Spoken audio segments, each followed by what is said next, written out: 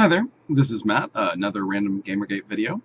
Obviously, the big news today is that Milo's account has been banned, probably in response to some of the trolling that he was doing in regards to a certain individual who made really ill-advised Nazi comments a long time ago. I'm not a big student of other people's, ethnic backgrounds, but from what I understand, Milo has some Jewish ethnic background, and just wasn't. He didn't like what had been said, and he didn't really like the environment of gotcha, style journalism where you're looking at people's tweets, taking the things that they're saying out of context, and just using it to mess with people's careers and their lives. And I think he was probably trying to fight back with a little bit of that same fire. It looks like the special pipeline, the special preferential fast lane for complaints by a certain group of people, a certain ideology on Twitter, is already showing its true colors. Obviously, it was a concern at the beginning that it would be used to validate some people's complaints while other people's complaints were not heard. This is a perfect example of how a lack of neutrality can really be a problem. People can assert that they have some special need for preferential treatment and then begin to interfere with the neutrality, and before too long you start to see a lot of accounts getting banned, a lot of strange censure being delivered that certainly looks political, and that's definitely not going to be good for Twitter's reputation as an impartial place, for journalists to speak out and for public personalities to engage in conversation. To me, it seems pretty obvious that this is the kind of eye for an eye interaction that's going to happen when things are phrased as a conflict.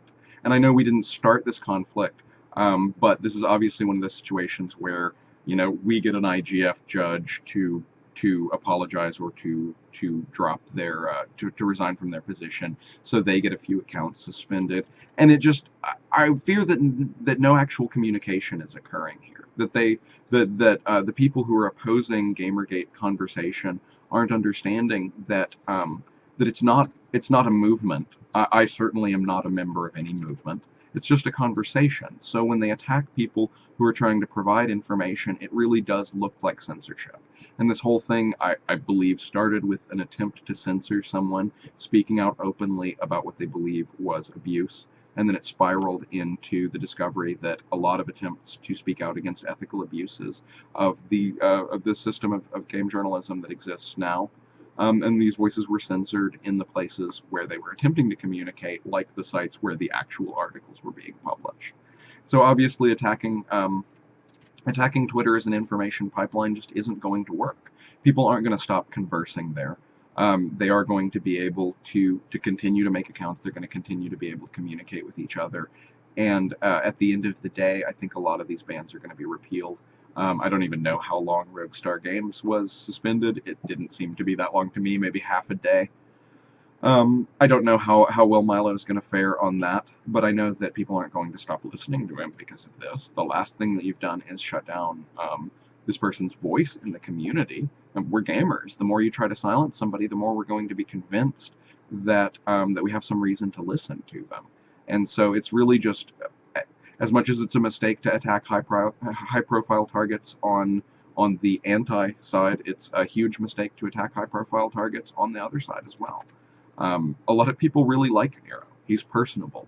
I know that I came a little bit late to the party and found out late that he had made some disparaging comments about gamers, and he personally spoke to me and apologized for that. That was a great feeling. It was really nice to have somebody acknowledge that they had insulted, a group that I identify myself with.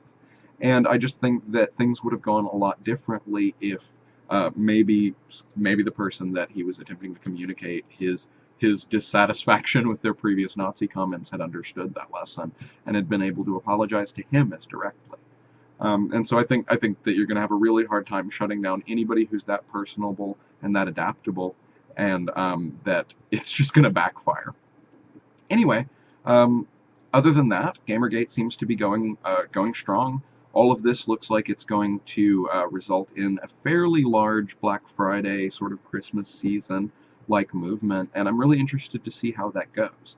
There's been a lot of talk of not boycotting, and I think that's a good idea. Developers, game developers are facing a really difficult challenge here. Nobody wants to alienate players from their game. I mean, that's just not a good idea when you're developing a game to run the risk of alienating any demographic, no matter who they are. So as long as the media perception is that support of Gamergate is somehow a negative thing, I think a lot of people are going to be afraid to speak out about it. But if gamers show that they are entirely in favor of game development an art form, as a form of free expression, that they're in favor of free speech, freedom of the press, and freedom of artistic expression, and an ethical, just an ethical press, then I think that as long as that message is made clear, a lot of developers are going to see the gamers are not their enemies. The gamers are not trying to isolate them from any section of the market, like female players. That instead, this is just a matter of fairness. We're fine with social criticism of games. I personally am fine with social criticism of games. I would just also like more technical and merit critique of games.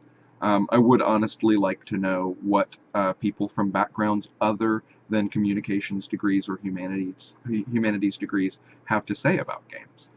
What are the interpretations of the physics? What are the interpretations of the historical perspectives, not from an ideological standpoint, but in relation to actual historical events, proven, factual, primary sources. And if this whole situation results in more detailed critique of games and a more serious critique of games, then I think that's good for all of us. It's already starting to show in the inspiration that it's provided to the community. I really do, as silly as it sounds, I think that Gamergate is going to be like Woodstock. I think it's going to be one of those events that, whether you were on the one side of it or the other, whether you thought they were a bunch of dirty hippies or thought it was the greatest musical experience ever, that it undeniably had an effect on the art forms and cultures that were involved. And I think Gamergate's going to be the same way. And I really do look forward to being involved with this for as long as it continues. I think the conversation is interesting. I hope that some of the things that I have brought up have been thought-provoking. I know that I have learned an amazing amount from this.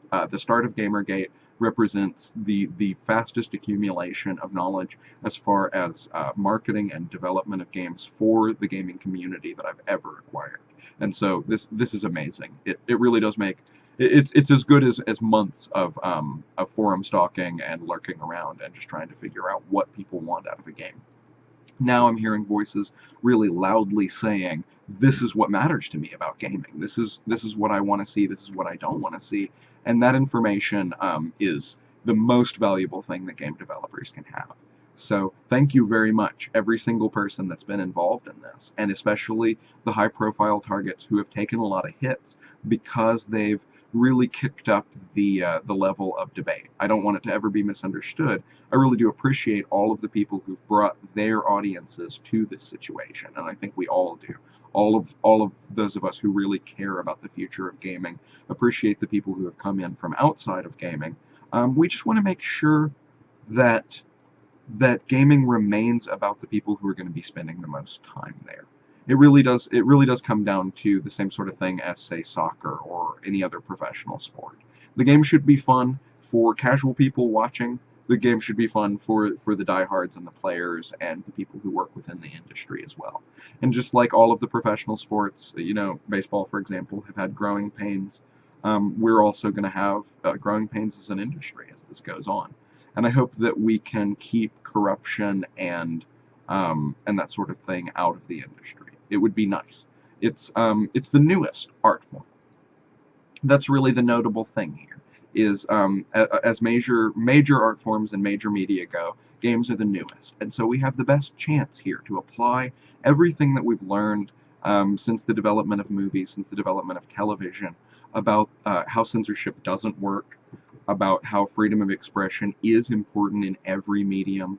We don't want to go through the same sort of things that we did with the Hays Code and the obscenity codes and all of the rules about what could or could not be said on television. That obviously we've mostly rolled back now. We've mostly come to understand that it's personal responsibility about what you can find on TV or what you can find in movies, or hopefully now what you can find in the internet to consume. That's your personal responsibility, each individual person, and that we don't really benefit from having any small cliquish organization claiming that they know what's best for human beings to consume as far as entertainment or information. Anyway, thank you very much for listening to this long ramble. I hope that you, if you're participating in Gamergate, that you will continue to do so, because your voice matters a great deal. So, thanks very much.